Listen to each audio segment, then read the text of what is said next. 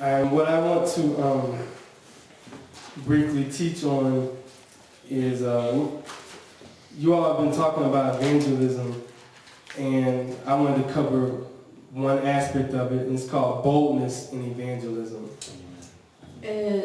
ዛሬ ልናገር የሚፈልገው ነገር ምንድነው? በዚህ ቤተክርስቲያን አሁን ባለንበት ጊዜ ስለ ወንጌል ስርጭት በጣም እየተነጋገርን ያለነውና ከወንጌል ስርጭት መካከል ደግሞ አንደኛ ድፍረት ስለሚባለው ነገር መናገር ፈልጋለሁ።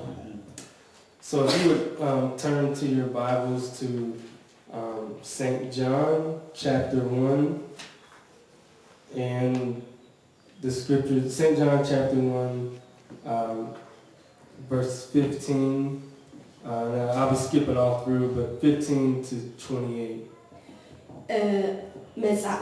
የዮሐንስ ወንጌል ምዕራፍ 1 ከቁጥር 15 እስከ 28 ያለውን ነው የምናነበው። And just for simplicity, I will read St. John 15 through 28, but I'm not going to talk about every verse in those verses. እንዲቀር ነው እሱን ከ15 እስከ 28 ያሉትን ማነበው ሁሉንም አላወራም። John bare witness of him and cried, saying, "This was he of whom I spake. He that comes after me is preferred before me, for he was before me. And of his fullness have all we received, and grace for grace. For the law was given by Moses, but grace and truth came by Jesus Christ. No man has seen God at any time. The only begotten Son, which is in the bosom of the Father, he has declared him. And this is the record of John. When the Jews sent priests and Levites from Jerusalem to ask him, 'Who are you?' And he confessed and denied not, but confessed, 'I am not the Christ.' And they asked him, 'What then? Are you Elijah?' And he says, 'I am not.' 'Are you that prophet?' And he answered, 'No.' Then they said unto him, 'Who are you? That we may give an answer to those that have sent us. What do you say of yourself?' He said, 'I am the voice of one crying in the wilderness, make straight the way of the Lord, as said the prophet Isaiah.' And they which were sent were of the Pharisees. And they asked him and said unto him, 'Why do you baptize then, if you're not of Christ, if you are not the Christ, nor Elijah, neither that prophet?' John answered them, saying, 'I baptize with water, but there stands one among you whom you don't know. He it is who's coming after me is preferred before me, whose shoelace I am not worthy to untie.' Though these things were done in Bethabara beyond Jordan, where John was baptizing." ዮሐንስ ለእርሱ መሰከረ፣ እንዲህም ብሎ ጮኸ፣ ከእኔ በኋላ የሚመጣው እርሱ ከእኔ በፊት ነበርና ከእኔ ይልቅ የከበረ ሆኗል። ስለ እርሱ ያልኩት ይህ ነበር። እኛ ሁላችን ከሙላቱ ተቀበልን፣ በጸጋ ላይ ጸጋ ተሰጥቶናልና። ሕግ በሙሴ ተሰጥቶ ነበርና፣ ጸጋው እውነት ግን በኢየሱስ ክርስቶስ ሆነ። መቼም ቢሆን እግዚአብሔርን ያየው አንድ እንኳ የለም። በአባቱ እቅፍ ያለ አንድ ልጁ እርሱ ተረከው። አይሁድም አንተ ማነህ ብለው ይጠይቁት ዘንድ ከኢየሩሳሌም ካህናትንና ሌዋውያንን በላኩበት ጊዜ ዮሐንስ ምስክርነት ይህ ነው። መሰከረም፣ አልካደምም። እኔ ክርስቶስ አይደለሁም ብሎ መሰከረ። እንግዲያስ ማነህ? ኤልያስ ነህን ብለው ጠየቁት። አይደለሁም አለ። ነቢዩ ነህን? አይደለሁም ብሎ መለሰ። እንግዲያስ ማነህ? ለላኩን መልስ እንድሰጥ ስለ ራስህ ምን ትላለህ አሉት። እርሱም ነቢዩ ኢሳያስ እንዳለ የጌታን መንገድ አቅኑ ብሎ በምድረ በዳ የሚጮህ ሰው ድምፅ እኔ ነኝ አለ። የተላኩትም ከፈሪሳውያን ነበሩና እንግዲያስ አንተ ክርስቶስ ወይም ኤልያስ ወይም ነቢዩ ካይደለ ስለምን ታጠምቃለህ ብለው ጠየቁት። ዮሐንስ መልሶ እኔ በውሃ አጠምቃለሁ፣ ዳሩ ግን እናንተ የማታውቁት በመካከላችሁ ቆሟል። እኔ ጫማውን ጠፍር ልፈታ የማይገባኝ ከኔ በኋላ የሚመጣው ከኔ ይልቅ የሚከብር ይህ ነው አላቸው። Before I teach, let me just pray. Father, in the name of Jesus, Lord, I thank you for this opportunity to represent you. Yes. Oh Lord God, you are the living word. And Lord God, I thank you, O Lord God, for being your representative. እግዚአብሔር አምላክ ሆይ ስለዚህ ጊዜ እጅግ አድርገን እናመሰግንሃለን። ጌታ ሆይ ደግሞ ያንተ ተወካይ ስለሆንኩኝ አመሰግንሃለሁ። Lord, I ask that this word touch, O Lord God. I ask that this word, O Lord God, would bless your people, that we would all learn something. We would all learn how you want us to approach evangelism. እግዚአብሔር አምላክ ሆይ ይህ ቃል ደግሞ እያንዳንዳችንን ይነካ ዘንድ እግዚአብሔር ሆይ ደግሞ ለወንጌል ስርጭት ደግሞ እንዴት ሰዎችን መቅረብ እንዳለብን ታስተምረን ዘንድ ጸልያለሁ። Lord, I ask that you would allow me to fully decrease so that you may increase, that you would get all of the glory, honor, and praise, O Father. And in Jesus' name we pray, amen. እግዚአብሔር ሆይ ክብሩን አንተ ትወስድ ዘንድ እኔ ዝቅ ልል አንተ ልትልቅ በጌታ በኢየሱስ ስም ጸልያለሁ።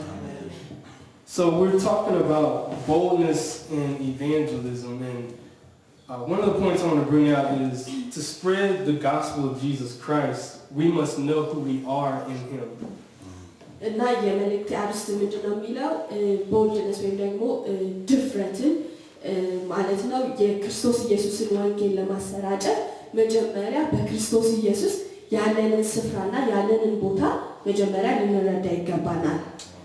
It's nothing worse than to see someone who is walking about, who is lost, who doesn't know their purpose, who doesn't know any shape, form, or fashion of why they're doing what they're doing.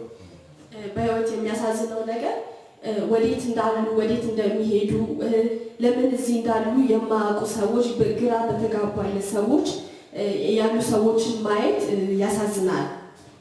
When God saves us, when He empowers us with His Holy Spirit, He allows us to be witnesses for Him. ጌታ ኢየሱስ በመንፈስ ቅዱስ ኃይልን ሲሰጠን ኃይልን ሲያላብሰን ለሱ ምስክሮች እንሆን ዘንድ ነው የሚፈልገው።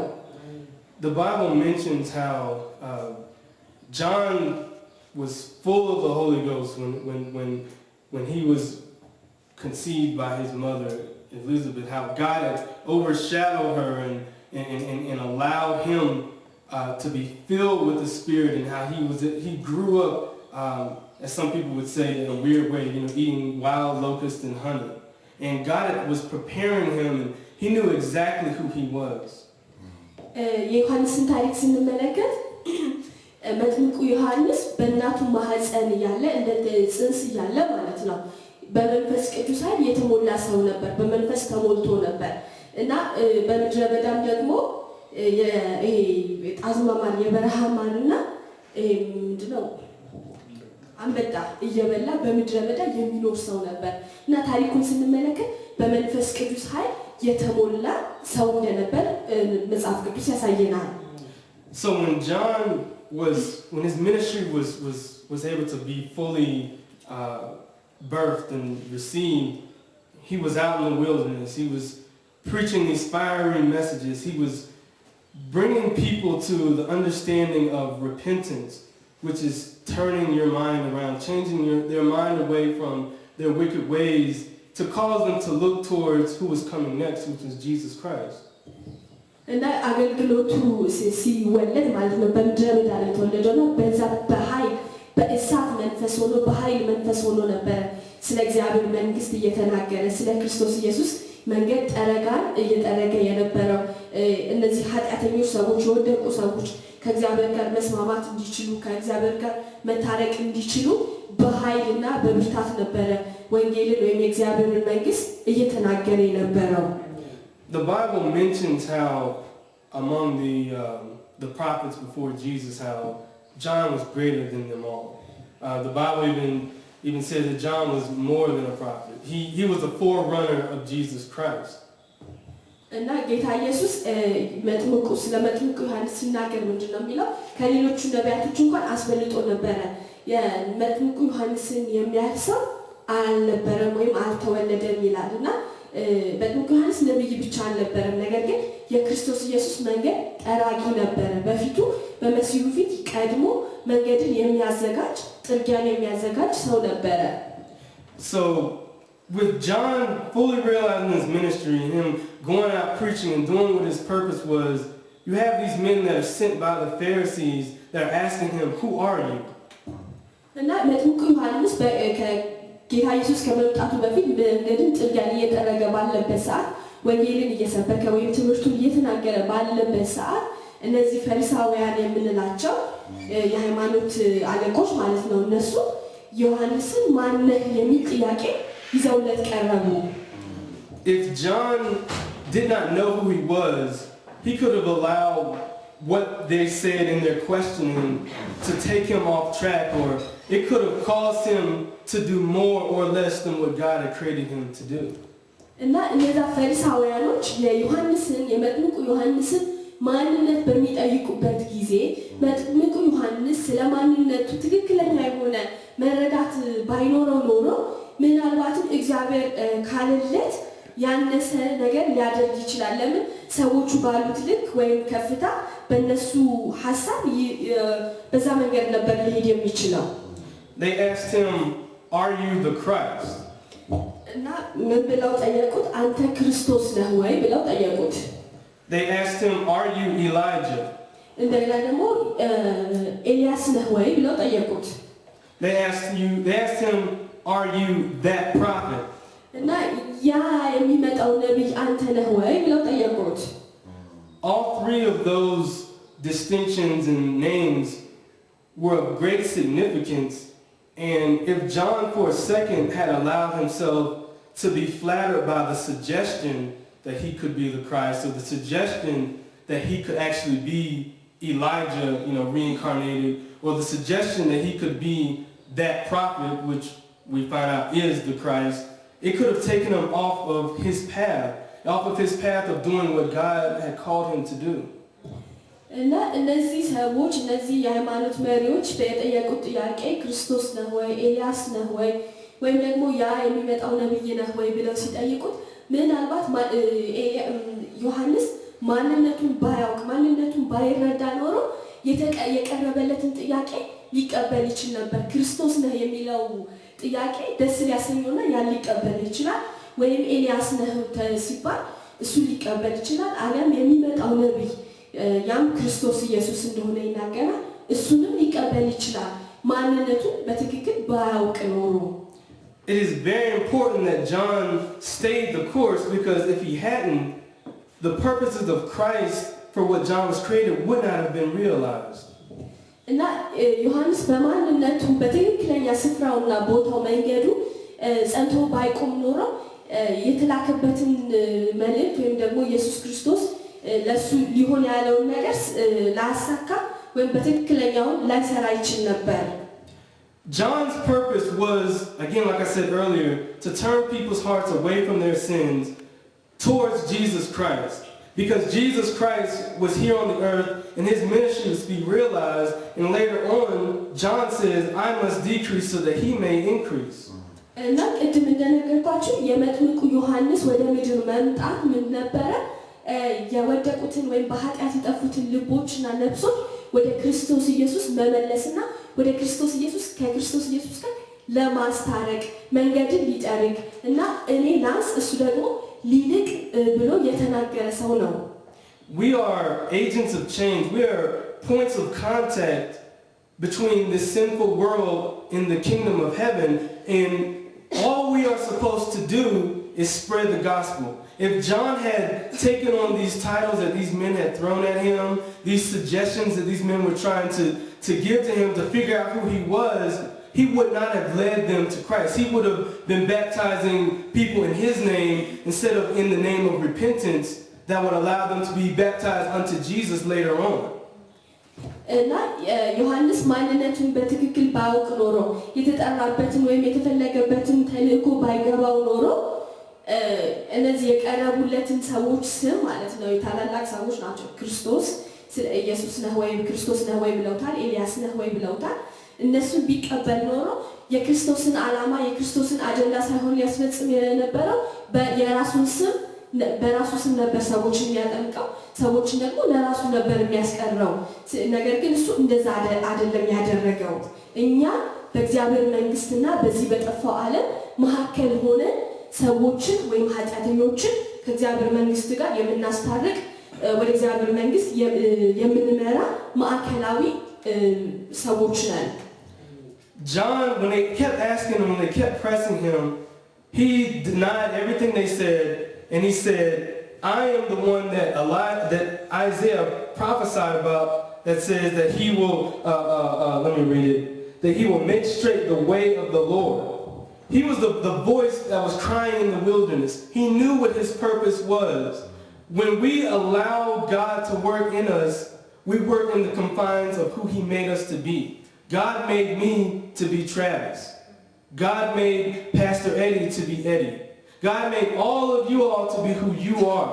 And when you operate in who you are the best evangelist that you can ever be. You are the best, whatever God created you to be, and God can move and elevate you according to who he made you to be. እና ሰዎቹ እነዚህ ፈሪሳውያኖች ዮሐንስን በሚጠይቁበት ሰዓት ምንድነው ያላቸው? በመጨረሻም ይላል እንግዲህ ማን ለላኩን ሰዎች መልስ እንድንሰጥ ስለራስህ ምን ትላለህ አሉት።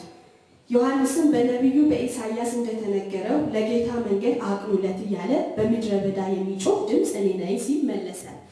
የቀረበለትን ስሞች አይደለም የተቀበለው፣ ነገር ግን ትክክለኛ ማንነቱን እግዚአብሔር እንዲሆን የወደደውን እንዲሆን እንዲሰራ የፈጠረውን የፈቀደውን ያየለትን ያንን ማንነቱን አውቆ ስለነበር ያንን ትክክለኛ ማንነቱን ዮሐንስ ለፈሪሳውያኖቹ ወይም ደግሞ ለጠየቁ ሰዎች ትክክለኛው መልስ ሰጠ። ዛሬ እኔና እናንተ እንደዚሁ ነን። እኔ ትራቨስ በራሴ እኔ ውቢት ነኝ። ስለዚህ እግዚአብሔር ውቢት አድርጎ ፈጥሮኛል። እሱ ትራቨስ አድርጎ ፈጥሮታል። ፓስተርም እንደዛ፣ ሌሎቹንም በዛ እና እግዚአብሔር በማንነታችን እሱ እንድንሆን በፈጠረን በዛ ማንነት ነው በእኛ ሊገለጥ የሚችለው።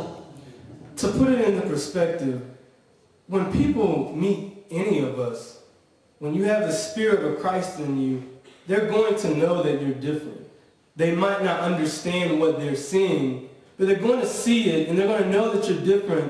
And whether they voice it among the first time they meet you or not, they're going to have questions about why you are who you are.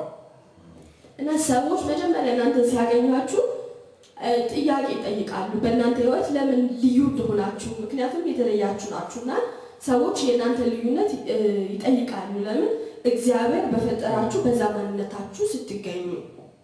When they ask who you are, when they ask why don't you smoke cigarettes or why don't you drink alcohol or do whatever that is burning on their heart, it's important for us to point them to Jesus Christ. It is Jesus Christ why I don't do these things. It is Jesus Christ who has shaped me. He changed me. And that lets them see God. Because otherwise, they will elevate you higher than what you are. እና ሰዎች እናንተን አይተው ሊጠይቋችሁ ይችላሉ። ለምንድን ነው የማታጨሱት? ለምንድን ነው አልኮል ወይም መጠጥ የማትጠጡት ብለው ሊጠይቋችሁ ይችላሉ። እና እናንተ ደግሞ ያንን ያላደረጋችሁት እንደዚህ የተለያችሁ ልትሆኑ የቻላችሁት ከራሳችሁ ሳይሆን ግን ጌታ ኢየሱስ እንደዛ እናደረጋችሁ ልትነግሩ ይገባል። አለዛ ያንን ማንነታችሁን አይተው ከፍታ ስፍራ ሊሰጧችሁ ከፍ ሊያደርጓችሁ ሊያስቡ ይችላሉ። ነገር ግን ይህን የሆናችሁ ወይም የተለያችሁ የሆናችሁ ክርስቶስ ኢየሱስ በእናንተ ባደረገው ነገር ነው። God wants us to be his witnesses all throughout this earth and all throughout the world. Now, your world may just be Addis Ababa right now, but God wants you to be his witness, and being a witness is you speak about him. You don't take his glory. You don't take his credit. You don't allow people to raise you up, because God's not going to be able to get the glory if they think that the goodness that they see is because of you. እና እግዚአብሔር ቃሉን ወንጌሉን በዓለም ዙሪያ በምድር ዙሪያ ሁሉ እንድናሰራጭ ይፈልጋል። ምናልባት አሁን ያለነው ወይም ደግሞ አሁን እያሰራጨን ያለነው አዲስ አበባ ድረስ ሊሆን ይችላል። እግዚአብሔር ግን ያንን ይጠቀማል። ነገር ግን ያን በሚያደርግበት ጊዜ የምናደርጋቸው ነገሮች ከሱ እንደሆነ በሱ እንደሆነ ለምናደርግ ክብሩን እሱ ሊወስደው ይገባል። Part of being bold in evangelism is not taking the credit. በወንጌል ስርጭት ላይ ደፋር ሆኖ ወንጌል ማሰራጨት መቻል ክሬዲቱን ወይም ደግሞ በረከቱን ወይም ምስጋናው እኛ አይደለንም ልንወስድ የምንችለው። The reason why I say this, and I know I keep saying this, but the reason why I say this is people see us. None of us have seen God in His fullness, in His form.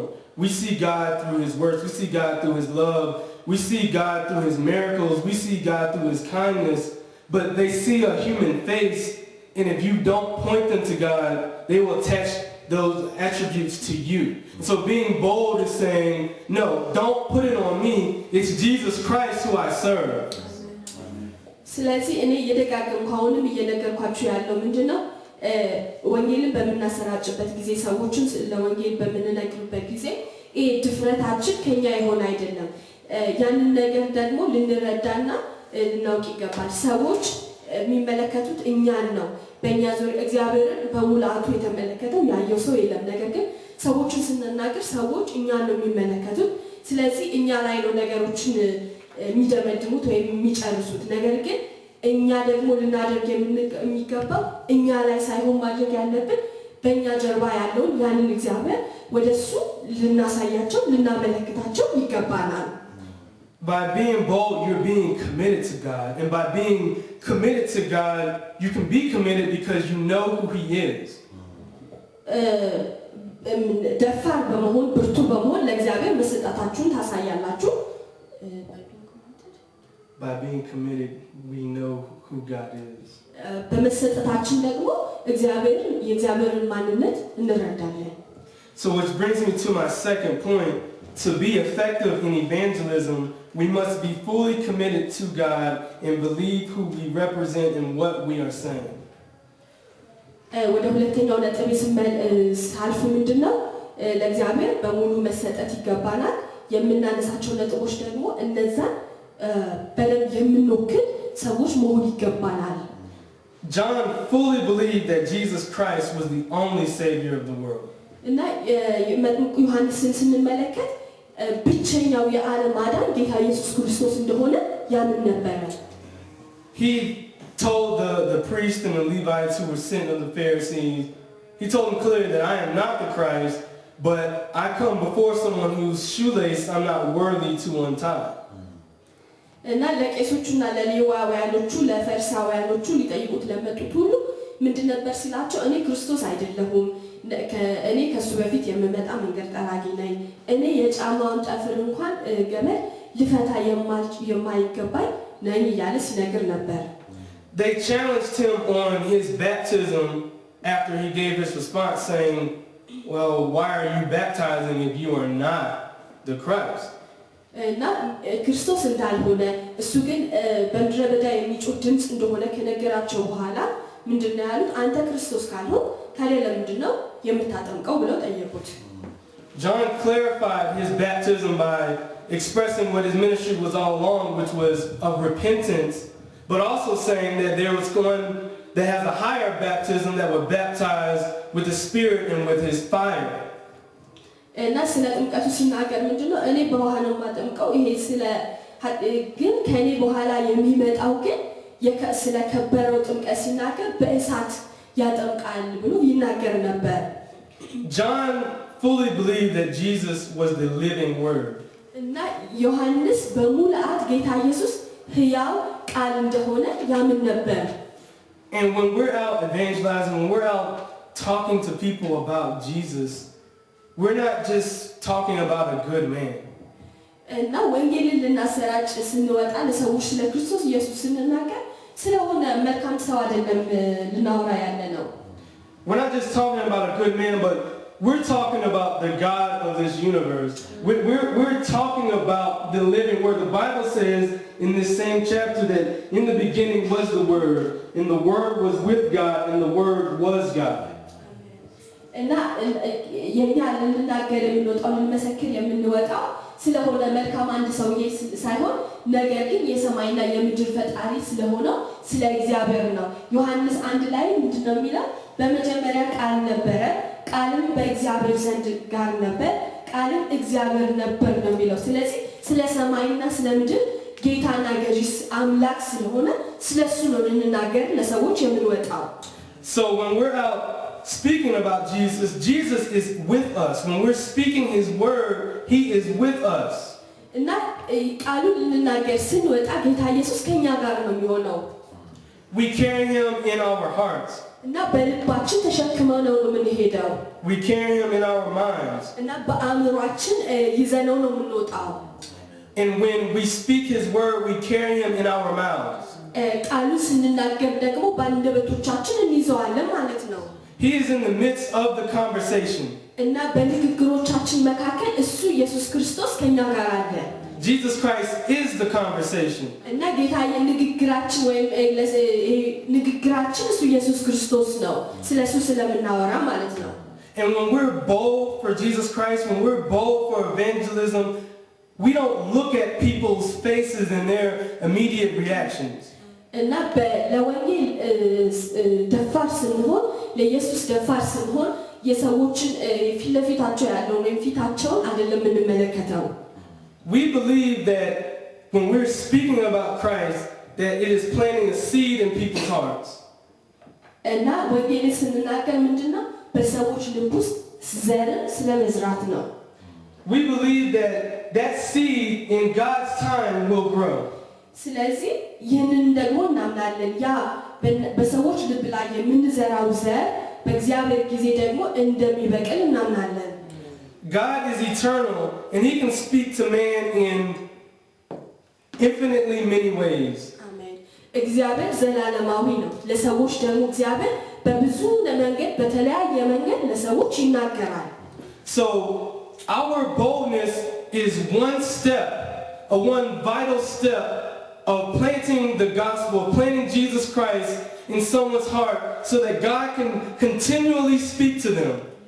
ይሄ ድፍረታችን ወጥተን የምንናገርበት ድፍረታችን ለእግዚአብሔር አንድ እርምጃ ነው። ለምን ያንን ዘር በሰዎች ሕይወት ውስጥ ለመዝራት ያ ደግሞ እግዚአብሔር ለነዛ ሰዎች በተለያየ መንገድ ለሕይወታቸው እንዲናገራቸው መንገድን ይከፍታል። God can speak to people through dreams. እና እግዚአብሔር ለሰዎች በህልም ሊናገራቸው ይችላል። God can even speak to people through animals. እግዚአብሔር ሌላው ቀርቶ በእንስሳቶች እንኳን እግዚአብሔር ለሰዎች ይናገራል። God can speak to people through unsaved people. እግዚአብሔር ባልዳኑ ሰዎች ለሰዎች ይናገራል። God can speak to people through the television. እግዚአብሔር በቴሌቪዥን ለሰዎች ይናገራል። God can speak to people through books. እግዚአብሔር ለሰዎች በመጽሐፍት አማካኝነት ይናገራል። God can speak to people himself. እና እግዚአብሔር ደግሞ ለሰዎች ራሱ ሊናገራቸው ይችላል። God can speak to people through text messages. እና በኤስኤምኤስ በሞባይል ሜሴጆች እግዚአብሔር ለሰዎች ሊናገር ይችላል። God can speak to people on their jobs. እግዚአብሔር በስራቸው ሊናገራቸው ይችላል። God can speak to people at their homes. እግዚአብሔር በቤታቸው ሊናገራቸው ይችላል። God can speak to people through their situations. እግዚአብሔር ለሰዎች ባሉበት ሁኔታ በነገሮቻቸው ሊናገራቸው ይችላል። And in us being bold, we are part of God's voice. እና እኛ ደግሞ በድፍረታችን የእግዚአብሔር ድምጾች እንሆናለን። We are God's presence on the earth. እና እኛ የእግዚአብሔር ህልውና የእግዚአብሔር መገኘት በምድር ላይ ነን። And when we believe what God says, when we believe what God has put in us, then we will in faith do his will. We will do his will, which means spreading his word so that people will be saved. ስለዚህም እሱ ያለውን ነገር የእሱን ነገር ስናምን ያመንነውን ነገር ያንን የእግዚአብሔርን ነገር በምድር ላይ ማድረግ እንጀምራለን፣ ማድረግ እንችላለን። John the Baptist sacrificed his whole life for the message of Jesus Christ. እና መጥምቁ ዮሐንስ የጌታ ኢየሱስን ነገር ለመናገር ስለ ጌታ ኢየሱስ ክርስቶስ ለመናገር ሙሉ ሕይወቱን ነው መስዋዕትነት አድርጎ ያቀረበው። John wasn't afraid of the religious leaders of that day. እና በዘመኑ የነበሩትን የሃይማኖት መሪዎች አልፈራም ነበር። In being bold for Christ, you cannot be afraid of what anyone says. As Peter and John said, we ought to fear God than man. ስለዚህ በእግዚአብሔር ነገር ደፋሮች ስንሆን ሰዎች የሚሉትን ነገር አንፈራም። ልክ ጴጥሮስና ዮሐንስ ለነዛ ለሃይማኖት መሪዎች ከእግዚአብሔር ይልቅ ሰውን እንፈራለን ብለው ጠየቋቸው። There are people in this city and in this nation who don't want you all to preach Jesus Christ. እና በዚህ ሀገር በዚህ ህዝብ መካከል ስለ ጌታ ኢየሱስ ክርስቶስ እንዳትሰብኩ የሚፈልጉ ሰዎች ይኖራሉ። There are people who will say things, who will do things, who will try to hurt you for standing up for Jesus Christ.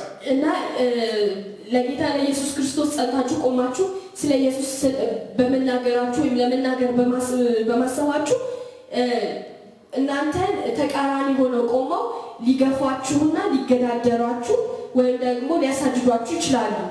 The Bible says, don't fear the one that can destroy the body, but fear the one that can destroy the body and the soul. ስለዚህ ጌታ ኢየሱስ ሲናገር ምን አለ? ስጋን አጥፍቶ ነፍስን የማይጨምረውን ሰው አትፍሩ፣ ነገር ግን ስጋንም ነፍስንም ሊያጠፋ የሚችለውን እግዚአብሔርን ፍሩ አለ። When we're bold, we don't take any thought for our life because we know it is in God's hands.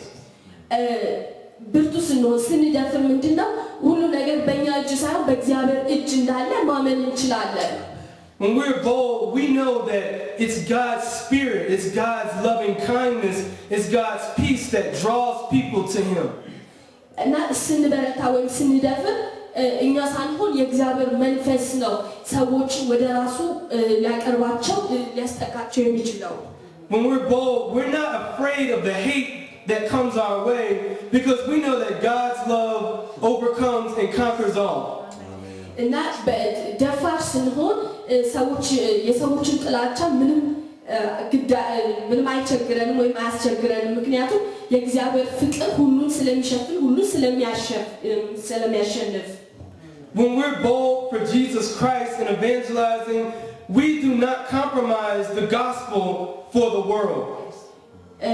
ስንበረታ ወይም ደግሞ ስንደፍር የእግዚአብሔርን የወንጌሉን ሐሳብ ማለት ነው በዓለም ጉዳይ ላይ አናስበልጠው ማለት የዓለምን ነገር አናስበልጥም ነገር ግን ወንጌሉን እናስበልጣለን።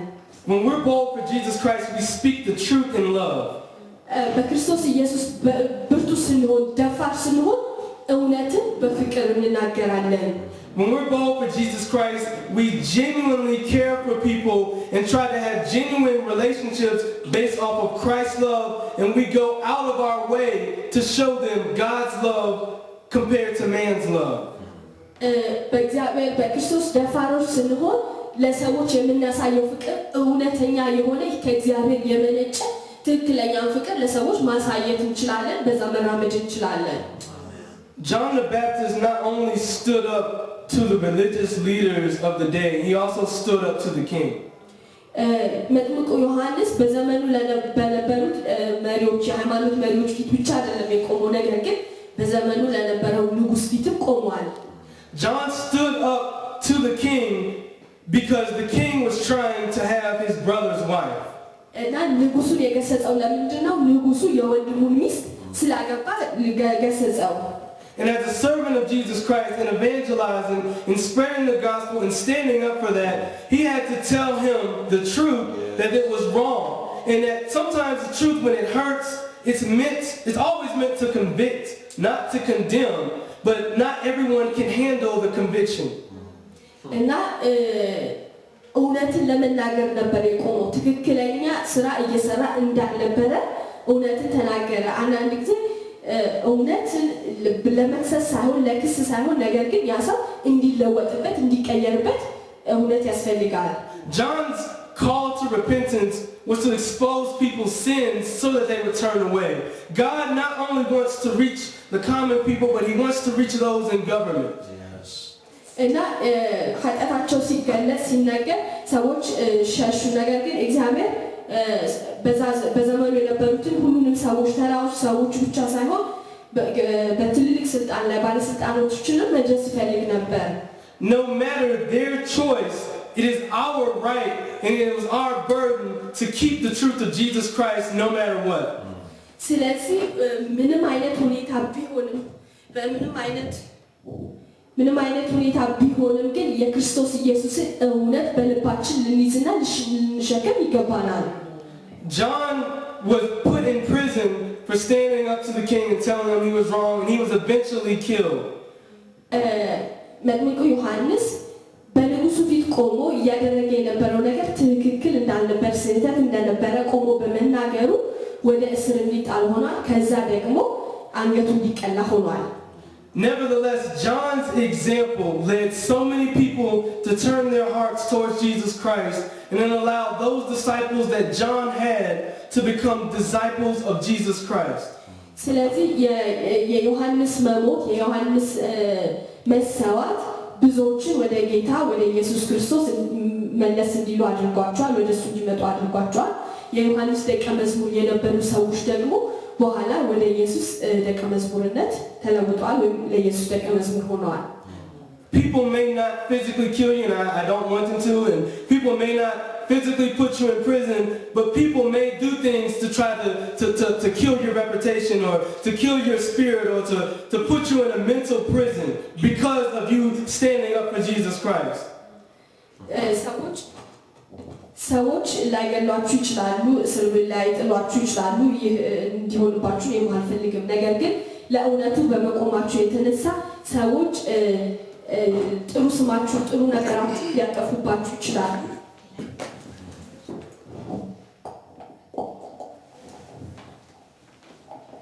ስማችሁ ሊያጠፉት ይችላሉ።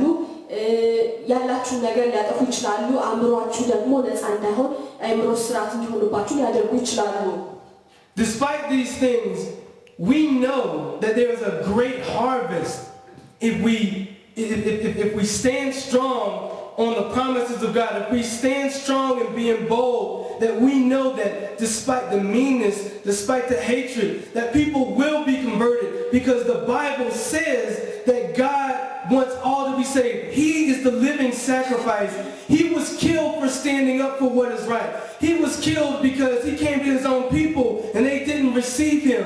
He was killed because he said, I am the Son of God, and they thought he was blaspheming when he was really standing up for truth and saying, I am your creator, I am your Lord, I am your Savior. ሰዎች ምንም እንደዛ ቢሏችሁ ግን እናንተ ግን በእውነታችሁ ኢየሱስ ክርስቶስ ባለው በዛ እውነት በትክክለኛ እውነት ጸንታችሁ ልትቆሙ ይገባል። ክርስቶስ ኢየሱስ ሕያው መስዋዕት የሆነው ለዚህ ነው። እኔ ሕያው መስዋዕት ነኝ፣ እኔ ነኝ አምላክ ብሎ ሲናገር እሱን በእግዚአብሔር ላይ ስድብን ተናግረሃል፣ ሰው ሆነ ሳለ እንደ አምላክ እንደ እግዚአብሔር ራስን ቆጥረሃል ተብሎ ወደ መስዋዕትነት ሊደርስ ይችላል ኢየሱስ። Be bold, be strong, be powerful. Yes. Be righteous in God.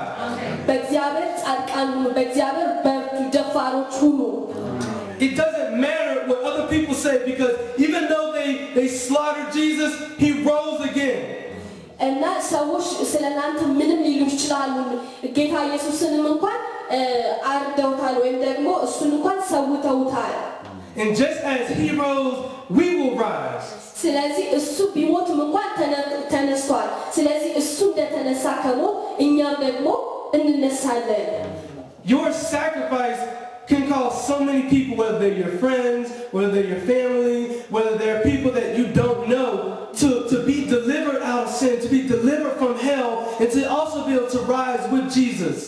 Amen. ስለዚህ የኛ መስዋዕታችሁ ለእናንተ ብቻ ሳይሆን ለቤተሰቦቻችሁ፣ ለጓደኞቻችሁ፣ ለማታውቋቸው ሰዎች እንኳን መትረፍና መዳን ምክንያት ሊሆን ይችላል። ከዛ ደግሞ ሰዎችን ከሲኦል ማትረፍ ይሆናል። በመጨረሻ ደግሞ እናንተ ከክርስቶስ ጋር ሕያዋን ትንሣኤ ታገኛላችሁ። We're not bold to hold on to the temporary comforts of this world, but the eternal pleasures of the afterlife, which is in Jesus Christ, in the new heaven and the new earth. ስለዚህ እኛ እዚህ ጋር ባለው የዓለም ደስታ ሳይሆን ነገር ግን በፍጻሜ ያለው ከሞት ባሻገር ስላለው ዘላለማዊ ሕይወት አዲስ ሰማይና አዲስ ምድር ወዳለበት ወደዛ ሕይወት ነው ማየትና ወደዛ መገስገስ ያለብን። God loves us all, and any sufferings that he allows us to endure, he has already prepared us, so there's no reason to be scared. There's no reason to be afraid. There's no reason to believe that you will not make it. እግዚአብሔር ሁላችንንም ይወደናል እና በህይወታችን የሚያልፉ ችግሮችና መከራዎች ሁሉ እግዚአብሔር እንድንዘጋጅበት እያዘጋጀን ያለ ነው። ስለዚህ ምንም አይነት ፍራቻ ምንም አይነት ውድቀት እንዳይበኛ እንዳይሆንብን The Bible says, greater is he that is within me than he that is in the world. እና መጽሐፍ ቅዱስ ሲናገር ምንድነው የሚለው? በእናንተ ያለው በዓለም ካለው ይበልጣል ይላል።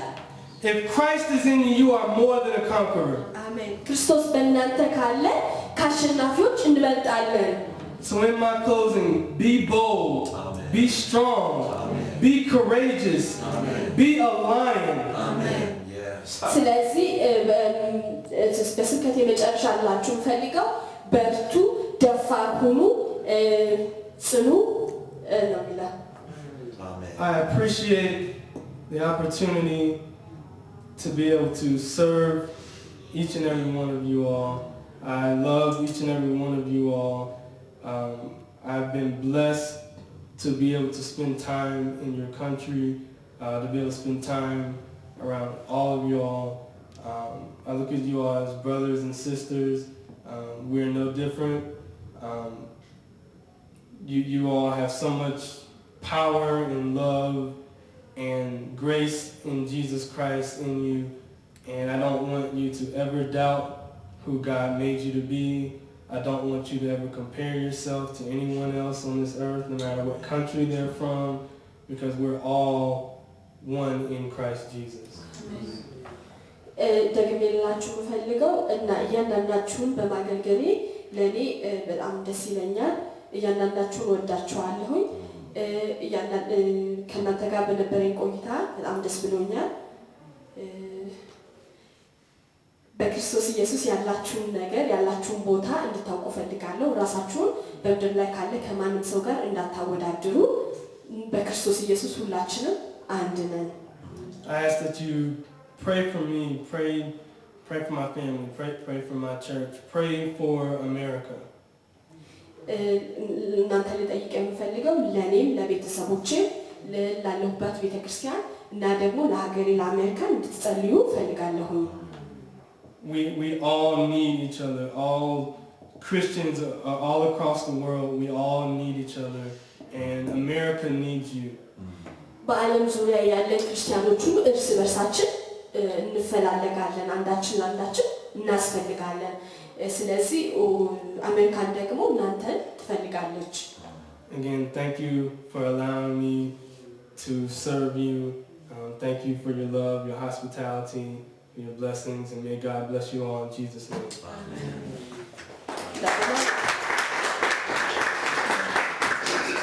ላመሰግናችሁ ፈልጋለሁ ስላገለገላችሁ ስላስተናገዳችሁ።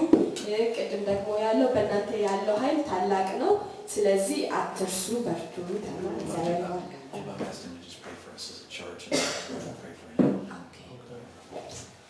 እሱ ይጸልይልናል። ሁላችንም እንቆማለን።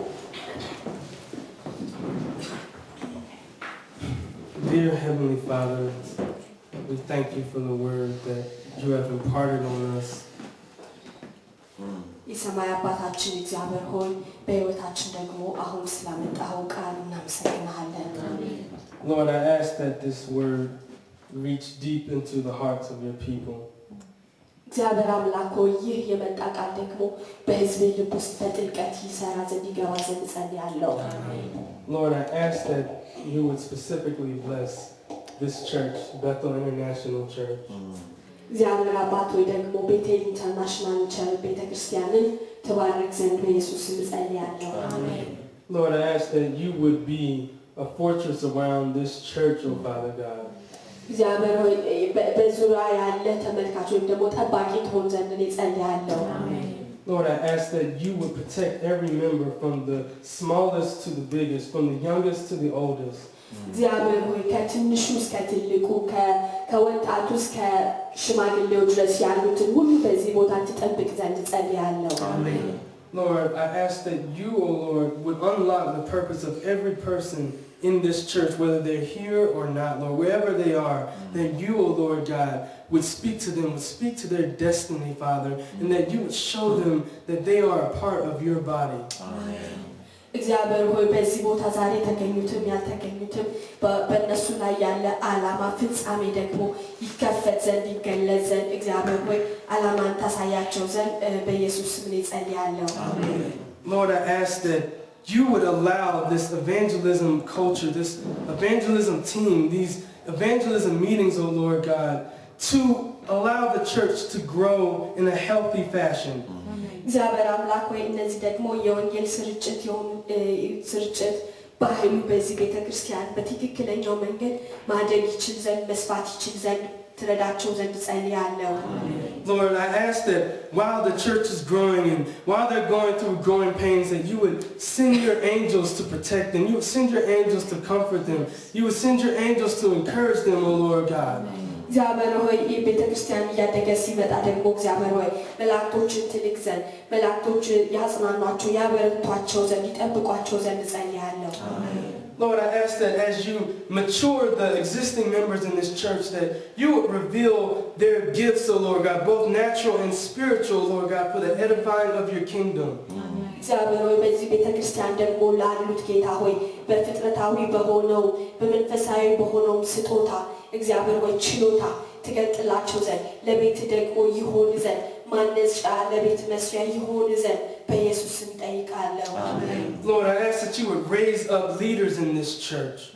እግዚአብሔር ሆይ ከዚህ ቦታ ደግሞ መሪዎችን ታስነሳ ዘንድ ጠይቃለሁ። Lord God, I ask that you would touch the pastor of this church. እግዚአብሔር ሆይ ደግሞ የዚህ ቤተክርስቲያን ፓስተር ትነካ ዘንድ ጠይቃለሁ። Lord, I ask that you would bless his life, oh Lord God, that you would give him long life and that you would give him health, oh Father God. እግዚአብሔር አምላክ ሆይ ረጅም ዕድሜ ትሰጠው ትባርከው ዘንድ በጤና ትባርከው ዘንድ ጠይቃለሁ። Lord, I ask that you would give him comfort and encouragement right now in the name of Jesus. መጽናናትንና መበርታትን በዚህ ሰዓት በጌታ በኢየሱስ ስም ትሰጠው ዘንድ ጠይቃለሁ።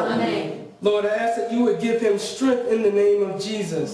ብርታትን በጌታ በኢየሱስ ስም ትሰጠው ዘንድ ጸልያለሁ።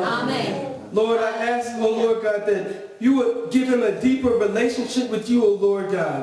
እግዚአብሔር አምላክ ሆይ ካንተ ጋር ደግሞ የጠለቀ ህብረትን ግንኙነትን እንዲኖረው ደግሞ ጠይቃለሁ።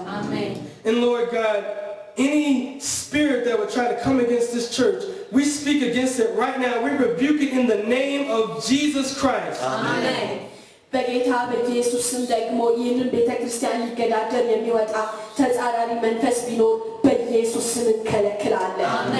Any cancerous growth that would try to spread in this church, we rebuke in the name of Jesus Christ.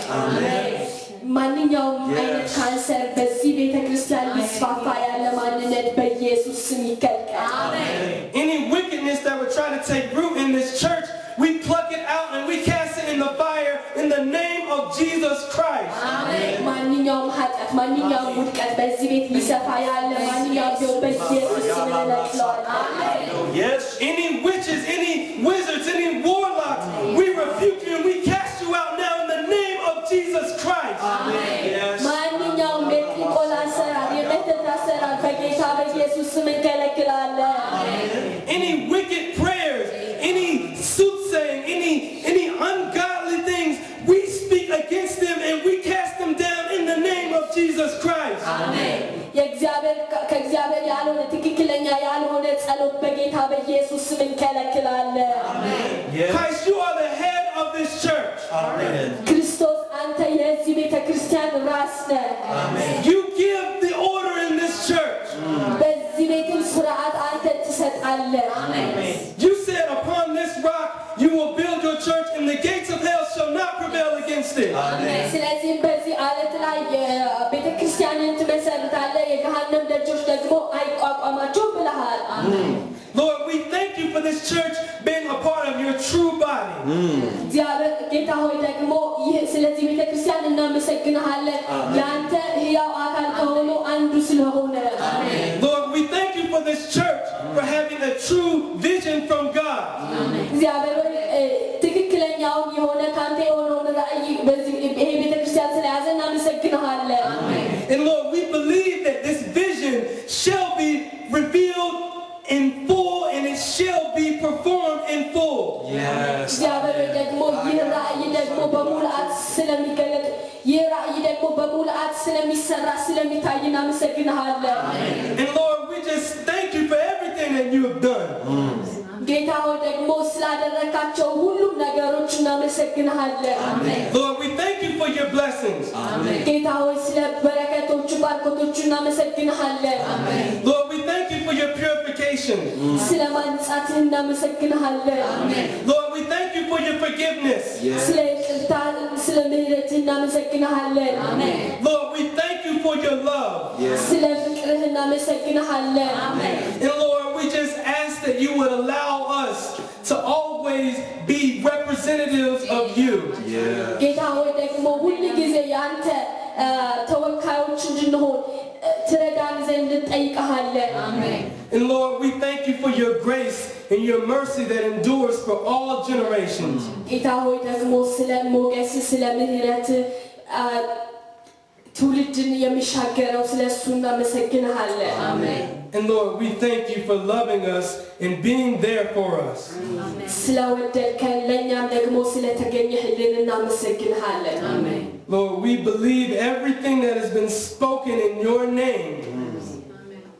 ደግሞ እናምናለን በአንተ ስም የተነገሩ ነገሮች በሙሉ And Lord God, we give you thanks, we give you hallelujah, we give you joy, we give you praise, all in Jesus' name. እግዚአብሔር ሆይ ምስጋናን አምልኮን ላንተ በሁሉ እንሰጥሃለን Amen.